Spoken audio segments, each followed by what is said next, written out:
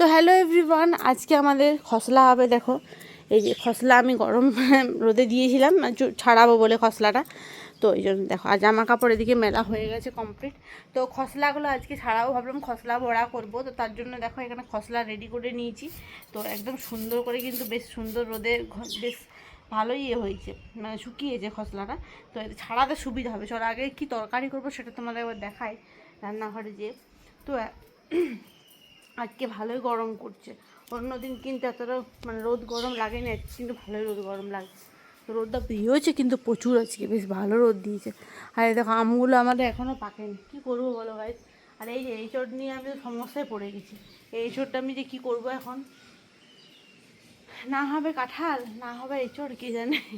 তো চলো আমি এখন কী কী সবজি করছি তোমাদের একবার দেখাই, আর রান্না বান্না বসিয়েছি, চলো তোমাদের একবার দেখাই। তো আগে এটা আমি একটু মানে কী করবো, এটা ছাড়াতে হবে। তার জন্য ভাবছি শিলে কিংবা মানে কোনো একটা এমন জায়গায় ছাড়াতে হবে যাতে সুবিধা হয়। তো চলো দেখা যাক এখন কিসে ছাড়াই না ছাড়াই।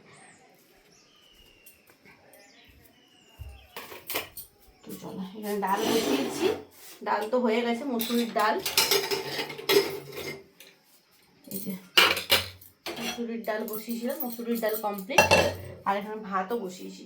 তো চলো গাইস আমি রান্না বান্নাগুলো করে নিই। কী সবজি না করছি কী সবজি করছি না করছি সবটা তোমাদের সাথে শেয়ার করবো। আজ স্নান টান করে একদম পুজো টুজো করে, আজকে তো সোমবার, তো পুজো টুজো করলাম, স্নান টান করলাম, বাকি সব কাজ বাজ করে এখন রান্না করছি। মোটামুটি 1:30 পর্যন্ত রান্না হয়ে যাবে। তো চলো টাটা।